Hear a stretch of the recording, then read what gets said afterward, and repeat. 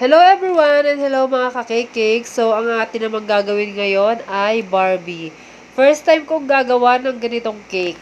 Maraming Barbie theme cake na akong nagawa pero ngayon ko lang may experience na itong mismong may Barbie ang gagawin ko. So, ang ginawa ko dyan, dahil ayaw ko naman putulin yung katawan ni Barbie, binutasan ko yung gitna ng ayan, ginamitan ko siya ng maliit na kutsilyo.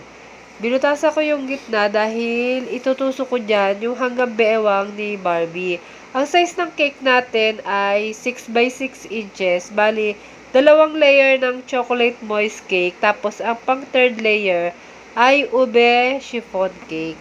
Tapos, tinabasan lang natin ng konti para mag-coating palda siya. Pero, ang usually na style niyan dapat ay medyo pa-triangle siya.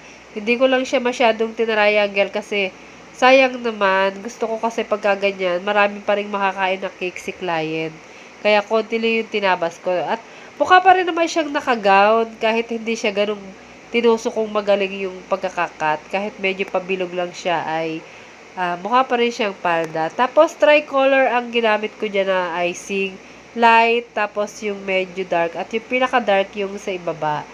Tapos, ay nag-pipe lang din ako sa katawan ni Barbie na parang yung damit niya na parang tube, and nilagyan ko na lang din siya ng pinaka-necklace niya, at nilagyan ko ng dragis na star sa may dibdib. Yung pinaka-pendant niya, ayan, ganyan. Yung ginawa ko siyang ganyan. Nilagyan ko ng ganyan.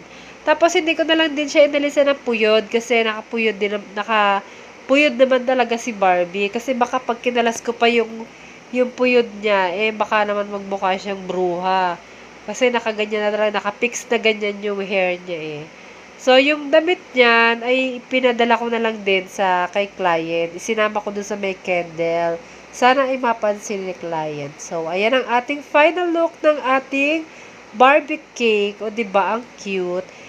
Yung mga nakakakita nga niyan kanina sa chiller, akala nga nila ay damit talaga ni Barbie yan. Sabi ko hindi, kahit yung nasa dibdib niya ay icing yan. May kasama nga rin pala itong 8 dozen na tumataginting na cupcakes. Diba ang dami?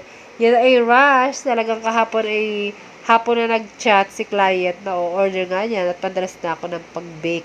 At may kasama pa rin itong isang ganitong cake, si Transformer. Hindi ko na na-video yung paggawa niyan kasi ay simple lang yung design niya. Ayan, may robot lang siyang nasa ibabaw na binili ko. Ayan. Si Ninjago. And that's all for today's video. Thank you for watching. Babush! Thank you!